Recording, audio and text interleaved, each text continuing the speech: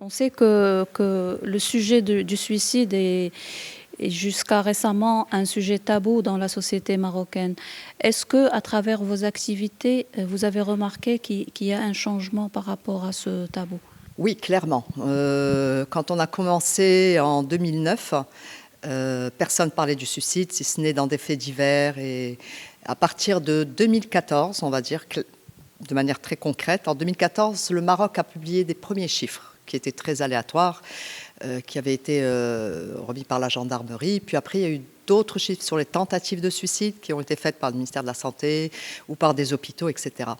La presse a commencé à parler. On a beaucoup travaillé avec les médias parce que les médias ont un pouvoir assez extraordinaire qui peut être extrêmement positif, mais il peut être aussi terrible, d'accord. Donc on a beaucoup travaillé avec les médias sur comment communiquer sur le suicide et on en a parlé surtout au niveau du fond. C'est quoi le suicide, pourquoi le suicide, etc. Et ça a beaucoup aidé. Là, je voudrais vraiment remercier les médias parce qu'ils ont joué un rôle primordial dans les premières années de Sourire de Leda et pour pouvoir justement informer sur le suicide au Maroc.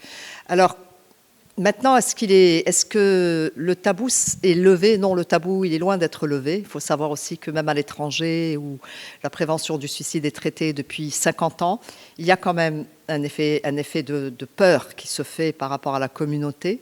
On a peur de celui qui s'est donné la mort, on a peur de se donner la mort, on a peur de parler de la situation du suicide.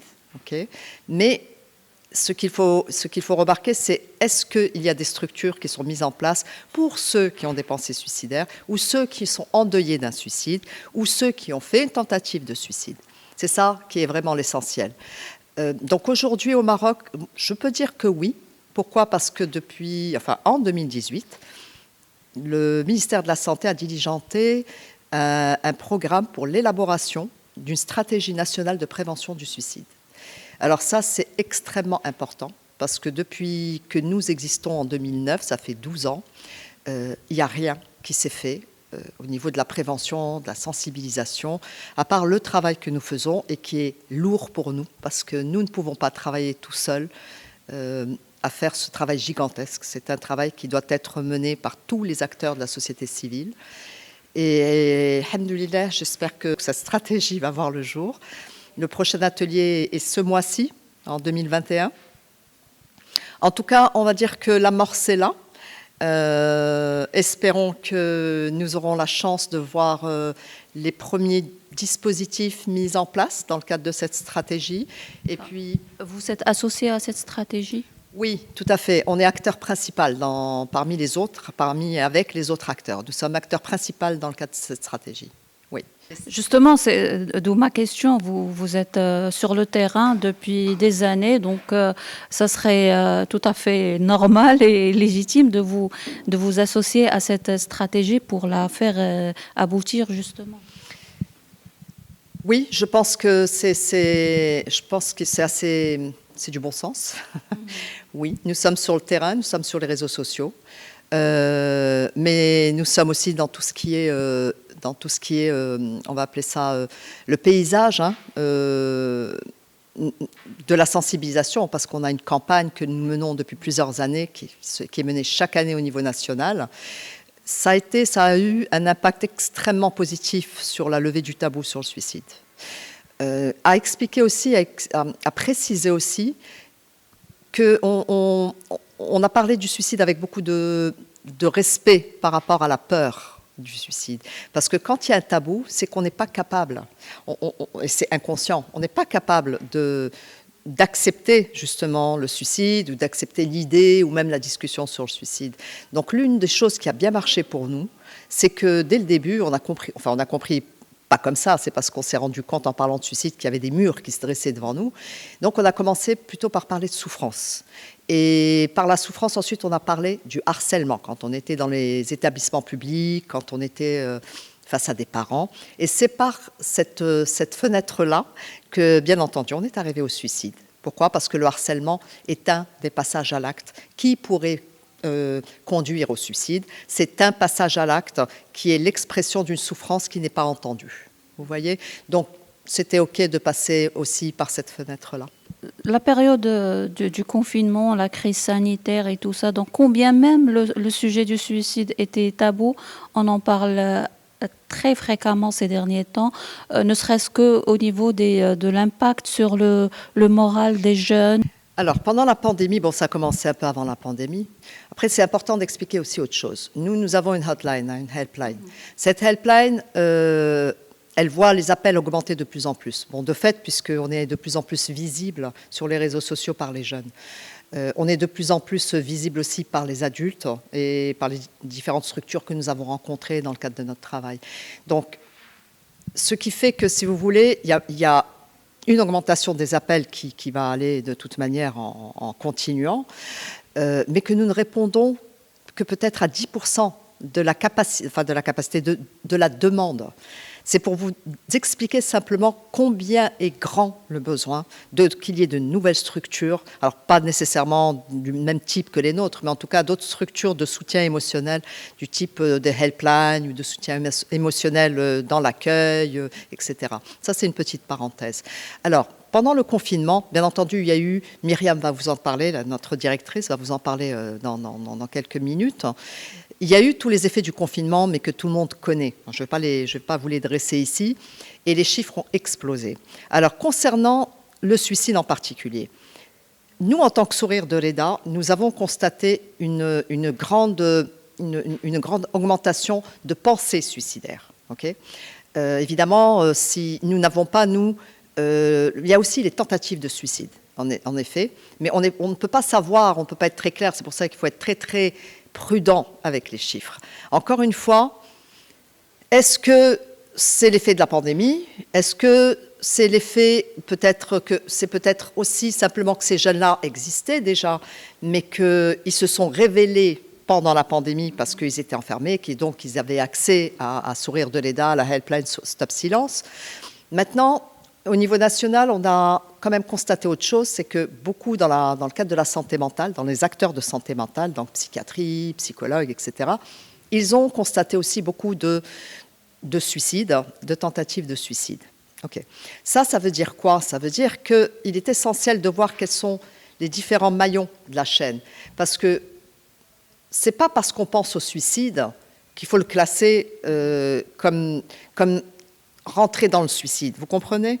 La pensée suicidaire, la majorité des individus sur cette terre a eu des pensées suicidaires. Okay? La différence, c'est si rien ne change dans l'environnement, il est possible que cette personne-là s'enferme réellement et que ces pensées suicidaires vont évoluer, devenir vraiment des obsessions, on appelle ça des idéations, d'accord? Et si réellement encore rien ne change, là, il peut y avoir une tentative de suicide qui va aboutir à un suicide avéré ou rester à un accident. Okay? Donc, ce sont ces personnes-là qui vont faire des tentatives de suicide, souvent, qui vont arriver au niveau de la psychiatrie, des hôpitaux, etc. Donc, il y a tout un monde auparavant, en amont, qu'il ne faut pas ignorer. D'où l'importance de n'importe quel individu, que ce soit vous, que ce soit votre fille, que ce soit d'être capable d'entendre une personne qui dit « j'en ai marre là, j'en ai ras-le-bol, vous allez vous débarrasser de moi après, vous serez mieux sans moi ». Ça, c'est un appel à l'aide. On ne le laisse pas en silence, on ne se tait pas. Et on ne parle pas « c'est une crise d'adolescence ». Non, on va entendre ça. Peut-être c'est une crise d'adolescence comme une crise d'autre chose, on s'en fout. L'important, c'est que là, il y a une urgence, il y a un danger. Et les parents, et les jeunes, et les enseignants, comment vous organisez tout ce processus-là? On organise. Écoutez, on interpelle tout le monde. Par exemple, dans le cadre de la pandémie, c'est vrai que je reviens à notre histoire, finalement, aujourd'hui. On a eu pour la première fois des thérapeutes qui ont demandé à avoir une formation sur la gestion de la crise suicidaire. Et ça, pour nous, ça a été un très grand pas en avant. Parce que Sourire de l'EDA n'est pas un acteur de santé mentale dans le sens où on conçoit un acteur de santé mentale avec une formation de thérapeute, de clinicien, etc. Nous ne sommes pas non plus des éducateurs ou des assistants sociaux. On a un métier qui n'existe pas au Maroc, qui commence à exister, par exemple, en France ou en Europe. Nous sommes formés à la base par l'Amérique du Nord, d'accord? Donc, c'est un métier qui s'appelle des intervenants en gestion de crise suicidaire. C'est très particulier. Nous avons une formation très poussée, très pointue, d'accord, sur cette gestion-là, et qui est donnée essentiellement par des organismes du type de Sourire de l'Aida. Donc, on a été extrêmement soulagés, je vais dire, qu'enfin, on puisse partager notre expertise avec des acteurs de santé mentale, parce qu'ils ont besoin d'avoir ces outils-là, d'accord, et nous avons besoin d'eux pour pouvoir orienter les jeunes vers eux. Et parce qu'eux, déjà, aussi, peuvent détecter des choses. Et ils peuvent également, aussi bien en amont, mais après en aval, ils peuvent aussi récupérer des jeunes qui ont des pensées suicidaires, qu'on enverrait vers eux. Parce que le problème que nous avons, nous, c'est ça. C'est que nous avons besoin de la psychiatrie, de la thérapie, des éducateurs, des assistants sociaux, on a besoin des parents, on a besoin des enseignants, on a besoin des copains de ces jeunes-là. Voilà, on a besoin de tout le monde. On a besoin de celui qui est dans le bus et qui repère des choses, les bus scolaires, dans les cantines, vous voyez, des directeurs, on a besoin des associations qui travaillent aussi, qui récupèrent des jeunes en souffrance ou des choses. Voilà, on a besoin des mamans, on a besoin des grands-mères, parce que tout le monde va recevoir des messages d'un jeune qui souffre, parce qu'il va toujours envoyer des messages. Ce qu'il faut, c'est avoir une sensibilisation suffisamment large des acteurs qui sont autour de lui, avec lesquels il vit, pour qu'à un moment donné, une personne de son environnement direct ou indirect entende le message. Si on arrive à faire ça, c'est juste magnifique. Donc, si vous voulez, tout le monde ne va pas avoir le même type d'intervention. Moi, je suis sa copine, j'ai ma copine qui souffre, qui a des pensées suicidaires, ça se passe mal chez elle, etc. Qu'importe les raisons. Les raisons, on y reviendra tout à l'heure. L'important, ce n'est pas les raisons. Encore une fois, c'est toujours revenir au danger. Si elle me dit qu'elle a des pensées suicidaires, qu'elle a marre de la vie, que de toute façon, moi je suis capable d'entendre ça, mais après je ne sais pas quoi en faire. Si je l'entends, je lui dis écoute, je suis inquiète pour toi, et c'est sérieux, si tu dis ça, c'est que vraiment ça va très mal. Et moi je veux que tu saches que je suis là pour toi, et on va voir ensemble qu'est-ce qu'on peut faire pour que ça change pour toi. Okay? Donc même moi, sa copine, je dois savoir qu'il y a, par exemple, ma mère qui est au courant, ou mon prof, j'ai un prof qui a été formé, ou je sais qu'il y a un truc qui s'appelle Sourire de l'Aida, je peux les appeler, ou je peux envoyer ma copine, ou j'ai un pédiatre qui sait. Vous voyez comment le réseau va se faire, simplement, clac, clac, clac, le bouche à oreille. Ça peut aller chez nous très vite. Ensuite, si par exemple j'en parle à ma pédiatre, ou mon pédiatre, qu'importe, ou à mon ortho. Hein. Quand on est jeune, on est aussi beaucoup chez les dentistes, chez les orthos. OK. À ce moment-là, moi, si mon ortho, il a un petit fascicule sur comment intervenir, machin, il va juste lire, d'accord? Il va dire, écoute, ta copine, ce serait bien qu'elle contacte telle personne, il faudrait qu'elle en parle à ses parents, que toi... En fait, le premier pas, c'est, hop, j'ai entendu le message. Ensuite, vous allez voir que le réseau, quand il va être établi, et c'est ça notre travail, et c'est là-dessus qu'on travaille beaucoup aussi on essaie d'alerter les ministères, parce que sans les ministères, on ne peut pas avancer. On est en train de faire du job, c'est OK, mais tant que nous sommes seuls, d'accord, nous ne pouvons pas sauver suffisamment de jeunes. Il y a de plus en plus de besoins. Le suicide est en train de se parler, de se dévoiler de plus en plus. Il est largement temps de mettre en place une stratégie nationale, d'accord, que l'on puisse tous travailler ensemble. On va revenir à une des raisons d'avoir ces pensées suicidaires, c'est le web. Quel a été l'impact sur les jeunes qui sont 24 heures sur 24 devant leur poste Internet pour étudier et malheureusement pour autre chose? Écoutez, l'impact, on le connaît, hein, ça a été un enfermement supplémentaire, un peu, mais aussi une ouverture. Parce qu'ils n'auraient pas été là, ils n'auraient pas eu accès à des ressources d'aide, comme Sourire de l'Aida par exemple. Et si vous voulez, le web, nous on est sur le web depuis qu'on existe, hein, c'est depuis 12 ans. Donc l'environnement du web, on est allé là, pourquoi? Tout simplement parce que les jeunes, ils sont là. Et encore une fois, on nous a souvent dit, ouais, mais c'est dangereux, ils sont là. Nous, on n'est pas là pour les éduquer, on n'est pas là pour leur dire, ça c'est bien ce que tu fais, tu passes trop de temps, pas trop de temps.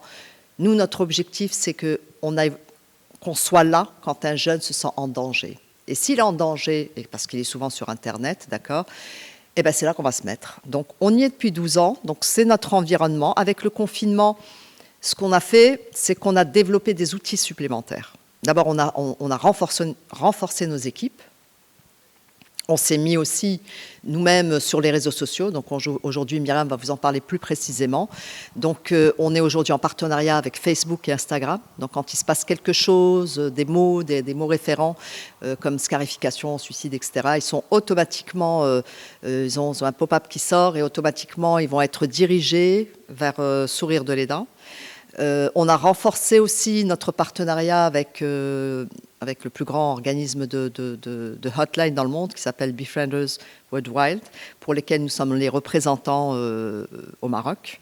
Donc c'est pareil, c'est-à-dire qu'un jeune qui cherche, par exemple, qui a besoin d'une ressource sur le web, il va taper suicide Maroc, il va très souvent tomber sur Befrienders, et Befrienders va le renvoyer vers Sourire de l'Aidant. Voilà.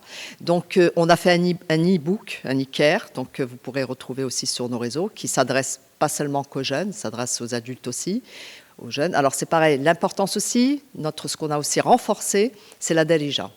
On est passé beaucoup plus, on a commencé du francophone parce que c'était un sujet qu'il fallait que nous apprenions à maîtriser. Et là, de plus en plus, on se dirige vers la Dalija. Donc, la helpline, la hotline, elle est en Dalija, bien entendu, anglais, français, Dalija, mais aussi tous nos posts, tous nos mails, toutes nos réponses mails, notre Instagram, les réponses Instagram, notre veille, on va dire, la veille qu'on a sur Instagram, Facebook et maintenant TikTok, parce qu'on vient de se mettre aussi sur TikTok, puisqu'ils sont sur TikTok, donc on va les poursuivre sur TikTok. Voilà, se fait dans les 3 langues.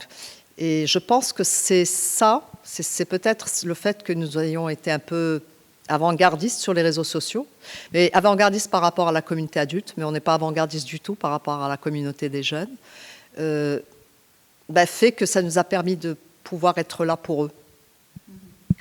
Une dernière question, et c'est une particularité que j'ai remarquée. Il y a des jeunes qui sont avec vous, qui travaillent avec vous dans l'association. Est-ce qu'il est important de les impliquer aussi et de les initier à cette lutte? Écoutez, Sourire de l'Aidant, souvent, Sourire de l'Aidant est né des jeunes. C'est pas nous, les membres adultes fondateurs, on a décidé de se dire « Ah bah maintenant, voilà, l'Aidant est décédé et le suicide, bon bah on va faire une association ». Ça ne s'est pas du tout passé comme ça. En réalité, ce sont les jeunes qui nous ont montré ce qu'il fallait faire. D'abord, ce sont les jeunes qui nous ont expliqué ce qui s'était passé, parce que le suicide d'un adolescent, c'était juste un acte extraordinaire, dans le sens où on ne savait pas que ça existait, tout court. Hein. Ça ne veut pas dire qu'il n'y en avait pas avant, ça veut dire que comme personne n'en a parlé, on ne savait pas. D'où la...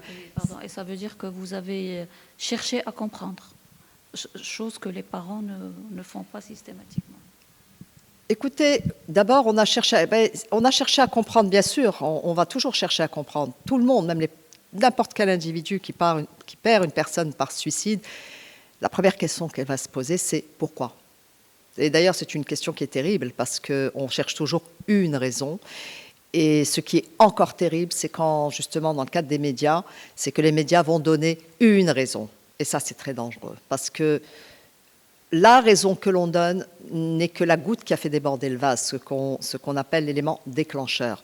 Un suicide, c'est multifactoriel, d'où l'importance, comme je vous dis, d'une stratégie nationale qui fait comprendre tous les acteurs de la société civile, parce que c'est très, très délicat. Donc attention, on ne responsabilise pas une situation ou un individu du suicide d'un autre individu. C'est très dangereux. Ok. Non, ce que je veux dire, c'est qu'on a compris parce qu'ils nous ont expliqué quelque part, on a vu des choses. Et eux nous ont donné une explication. Et puis nous, bien entendu, en tant qu'adultes, on est allé regarder le suicide, adolescent, on a découvert tout un monde. Le monde de la souffrance des jeunes, des enfants et des adolescents, parce que ça commence à 5 ans, 6 ans, 7 ans, 11 ans. Et c'est là qu'on a découvert, surtout, mais que c'était évitable. Parce que, contrairement à un adulte, comme je disais tout à l'heure, un adulte, le processus va être un peu plus réfléchi. Un jeune, il y a l'impulsivité. Un jeune, quand il se donne la mort, il se donne pas la mort parce qu'il veut mourir. Il se donne la mort parce qu'il veut que la souffrance s'arrête. C'est presque un acte de vie. C'est un peu comme je vais essayer ça, peut-être que ça va marcher et je vais me sentir mieux, je vais pouvoir être encore dans le contrôle de ma vie. Donc, on a eu les jeunes qui nous ont d'abord expliqué ce qu'ils vivaient et ils ont surtout expliqué pourquoi ils n'en parlent pas. Parce que tous ces jeunes-là, ils vivent des choses. Ils ne sont pas tous avec des pensées suicidaires, mais la grande majorité souffrent de manque de confiance, de harcèlement, que ce soit des jeunes ou d'adultes. Enfin bref, je ne vais pas rentrer dans toutes les raisons, peut-être un deuil qui est mal vécu, etc., etc. Mais ils portent tous en eux de la souffrance à plus ou moins grand degré. Donc, ce sont ces jeunes-là qui nous ont initiés à leur monde. Ensuite, nous, ce qu'on a fait, c'est que nous avons mis en place des moyens techniques. On a mis en place, bien sûr, une stratégie pour communiquer autour du suicide. Juste un dernier mot, madame. Un mot.